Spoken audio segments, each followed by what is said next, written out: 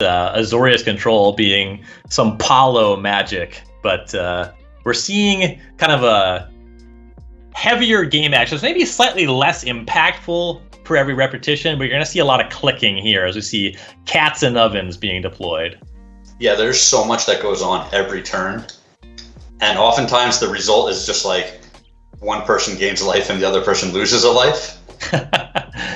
And here's a big one. Mayhem Devil showing up on Hernandez's side. That actually checks when either player sacrifices a permanent, you get your trigger. That's a huge element to this matchup.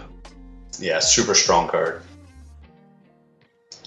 Players are Adam Yeoman 5 Hernandez and Eric Hawkins. Looks like Hawkins does have a Mayhem Devil of his own in hand. Kind of the asymmetries here. Trail of Crumbs against a Mayhem Devil. Both players with an oven. You see the Corvold in Hernandez's hand. So basically, these decks are trying to pull out on synergies, right? Oh yeah, 100%.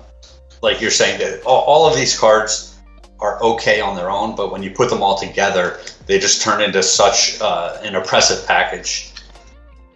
So there's a second Mayhem Devil. Hawkins gets to jump in front of the first with a Cauldron Familiar, sacrifices it for a food, but that means 2 Mayhem Devil triggers going at his face. Yeah, pretty wild. Now it's kind of an interesting choice if and when you want to bring your Cauldron Familiar back. You do get the Trail of Crumbs activation because it is free. Go looking for another permanent. Once you're facing down the double devil, how is Hawkins going to try to crawl back into this game? What does he need to do to overcome that advantage? Yeah, so there's a couple of things. He either needs to get, his own devil on the board with enough triggers to where they each lose a devil. Having the opponent have 1 devil is just a completely different situation than when they've got 2. Or it needs to just start digging, like you're saying, with the Trail of Crumbs to try to find a cleaner answer. Looks like he's going to go with Woe Strider. Plays Forest over Overgrown Tomb, so seemingly leaving up that Trail of Crumbs activation. Hernandez has a couple of copies of Claim the Firstborn. Only 1 red mana, but not a lot of creatures to claim. This looks like a pretty nice position on Hernandez's side. No mana just yet for it, but both Corvold and Bolas' Citadel waiting for if these devils are even dealt with. Yeah, I think the devils are giving him all of the time in the world here. Right, so you see an attempted claim on the Woe Strider. That's going to force some action from Hawkins. You can't just let that one go. So Cauldron Familiar is going to jump out of the graveyard. That means sacrificing a food. That means 1 point going upstairs with the Mayhem Devil and the other one going for the goat. Woe Strider will sacrifice the goat. That means 2 more Mayhem Devil triggers. This stack is going to be large. Yeah, for all the things I like about Arena, anytime there's kind of 5 or 6 or more things on the stack, it's a little messy. But I guess that's just true of any Magic, right? Yeah, for sure. And I think that this is actually more of a headache to resolve in paper. Yes. Have you ever had a stack in paper where you have to write down the triggers to resolve them? Unfortunately, yes. Yeah. I imagine this matchup is going to be one where you see that sometimes. All right, so Hawkins does some scrying, leaves a Claim the Firstborn on top. That can basically cleanly deal with the devil. Yeah, that's a good find. We saw all those triggers that turn. That was kind of what I was talking about where, I think Hawkins might have wanted to play his own Mayhem Devil, get all of those triggers. It deals with one of the opponent's Mayhem Devils, even if you lose your own. And now when you draw your Claim the Firstborn, you clean up the remaining Mayhem Devil. Well, as it stands, here is Claim attempted on one of the devils. That's going to jump in the oven. Means 2 points pointed at Hawkins. He'll go to 8. But at least dealt with the first devil. If he wants to cast his own, it means shocking in this Blood Crypt this turn. Oof. And he does it. Goes to 6. Decides it's worth it. It's tough to win if he's not actually getting some value here.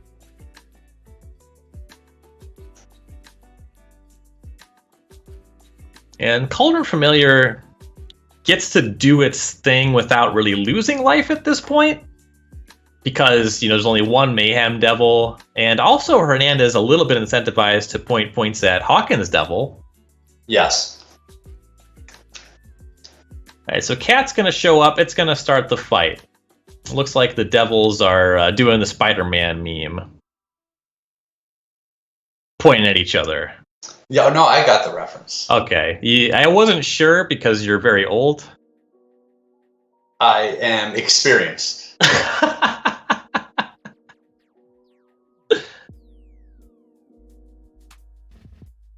All right, both Devils with 1 damage on.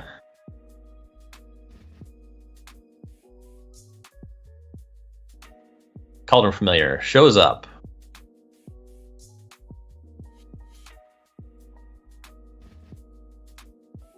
Jumps back in the oven. The Devils continue their dance. Oh, those cats and devils. They're so silly.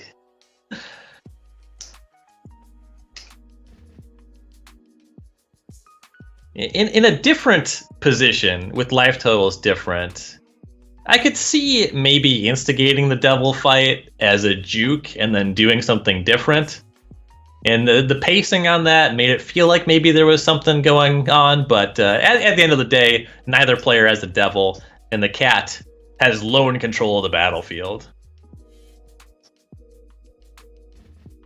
All right, no 5th land for Hernandez. Can't get to Corval just yet, but Trail of Crumbs should help with that over time. Sure, but in a fight that's all about resources, Hawkins having more lands and more land drops to make is just huge. Picks up a Fabled Passage, has Gilded Goose. Yeah, so plenty of mana, like you said, on this side of the table. Gilded Goose, Trail of Crumbs, one of the marquee interactions of the deck. Just sacrifice your food, make a mana, pump that mana into the trail. Solemn Simulacrum, advancing the mana as well. Very happy with that reprint, by the way. The Simulacrum. I could stand to have Solemn Simulacrum just be evergreen and standard. Sure, I mean, that's right at a power level where it never feels oppressive to be on the receiving end of the Simulacrum, and it's enjoyable to play. Hernandez misses on the land drop once again. Attempts to claim the firstborn on the Gilded Goose, breaking up that easy Trail of Crumbs interaction as the goose jumps in the oven. You think it went willingly? Well, it's a team effort. Okay, yeah, the goose is like, yeah, guys, here I go. Who's down for dinner? You don't love it when it's your turn to go in the oven, but that's just how the sport's played. All right. Jund is a weird place, man. Jund is a weird place. Jund is a weird place. All right, Hawkins. Gonna crack that Fabled Passage. Connects with his creatures. Hernandez to 14, and a Woe Strider is gonna escape. That is a large and in-charge creature. Yeah, he's got pressure on the board. He's going to be able to still leverage the Trail of Breadcrumbs effectively. He's got his whole cat oven combo going on. Really like his spot. Can Hernandez flip things around if he draws land and gets Corval this turn, or is he looking to do something different than that? I mean, Corval is super powerful, right? Like, if Corval comes down and the opponent doesn't interact with it, it potentially just wins the game on the following turn. It does get large quickly, and draw some extra cards while it's at it. Hawkins going to shock for Gilded Goose, goes to 7. So a couple turns ago, a precarious position on the life total, but now with all these cats, ovens, foods, feeling pretty comfortable at 7. It's never fun when both players have cats and ovens. The Cauldron Familiar found off the Trail of Crumbs in the previous turn for Hernandez. You see a couple more Witch's Ovens picked up, so that cat's gonna change zones a lot. A lot of clicking. It's a zone changing strategy. Pretty significant pickup there, though, off the Trail of Crumbs stomping ground. So now Hernandez is lining up to Corvold next turn, possibly even Bolus's Citadel.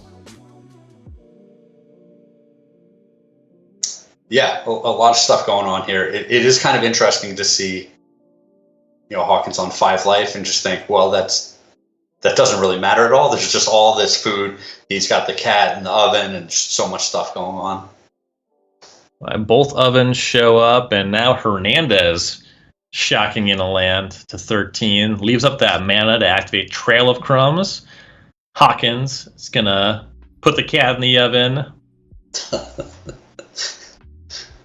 That seems to be your preferred verbiage. Puts the cat in the oven. I mean, PETA's going to be reaching out to you about this. I just call the action, man. You didn't design the cards. You can't put this on me. You can't Fair. put this on me.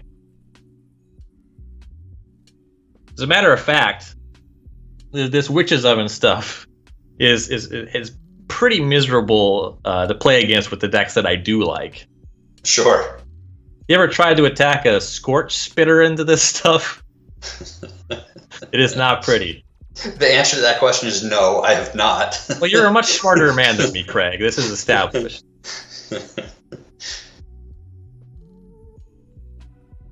I just wake up every day and I gotta push the mono red rock up the hill, and that's how my days go.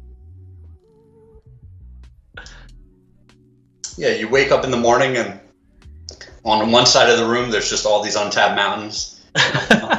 The other side of the room there's just all these 1/1s for 1 red. And my daily regimen is actually the model for arena daily quests. You go to bed at night, most of the mountains are tapped and most of the 1/1s are in the graveyard, and you're like, yeah, pretty good day, but you're going to wake up tomorrow morning and they'll all be there again. Oh, yeah. Trail of Crumbs, number 2 for Hawkins, finds Corvold of his own, and he has the mana to leverage it right away. This is a huge swing in his favor. Once you get the ovens, the cats, and the trails going, when you have the mana advantage, things just kind of snowball your way. The Trail of Crumbs is a lot of looks for this sort of thing. Yeah, 100%. If you're in the position of being in control of the game now, like Hawkins is, you just need to worry about getting punked out by something, like the Bolus's Citadel. So you just want to be aware of that. The Bolus's Citadel, it has a very interesting line of text there. You can tap it and sacrifice 10 non-land permanents to hit your opponent for 10. Hernandez a little shy on that, but you got to be careful with these Jund decks. They can make a lot of permanents quickly. Yeah. Yeah, especially when you're churning out spells for 0 mana off the Citadel. Woe Strider and Solemn Simulacrum going to make an attack. Cauldron Familiar jumps in front of the Strider. It's the bigger creature. That just makes sense. Cat jumps in the oven. 2 points come across. Hernandez to 9. But Hawkins has that big flying Corvold here. I don't know that Hernandez can give him another turn. And the stack grows larger still. Messier. Yeah, Eric was he did a great job of being patient in this game. There was no panic involved when he was facing out 2 Mayhem Devils, and just this slow grind, he was able to hit all his land drops, and now it looks like he should close out this game next turn.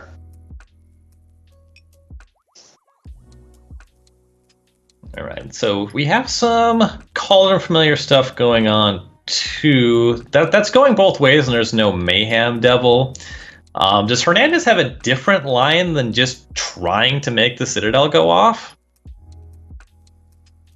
Well, first he would need to draw the land for it, which is I recommend drawing the land. Yeah. Otherwise, no. I don't think there's anything else that's going to catch him up in this game.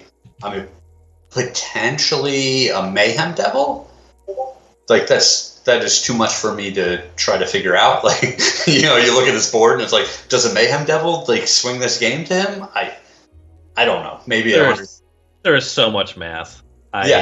You were talking about it being difficult to play blue-white control for 8 rounds or 11 rounds. How about this deck?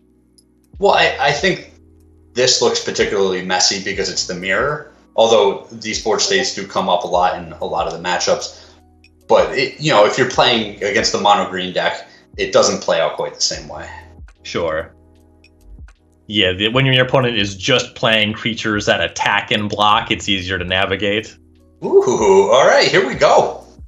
Trail of Crumb's help found the land. Here is Bolas's Citadel. How far can we go from 7?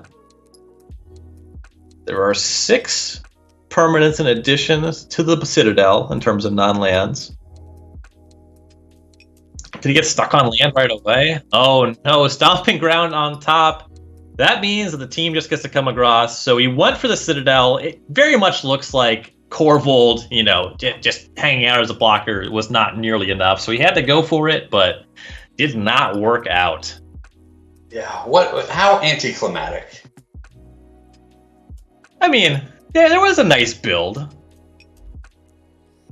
Hawkins is doing some sweet stuff, right? It's got the big Corvold going. Oh yeah, 100%. The game was interesting up until that point, but I wanted the Citadel to come down and you get the first spell, you get the second spell. Are we going to get the third one? I wanted that excitement. I wanted to see 9 total permanents and then the sweat from there. Yeah. Caller Familiar gonna try to hang on here. There's a very large unblocked Corvold, though. Also, players already exchanged the good games.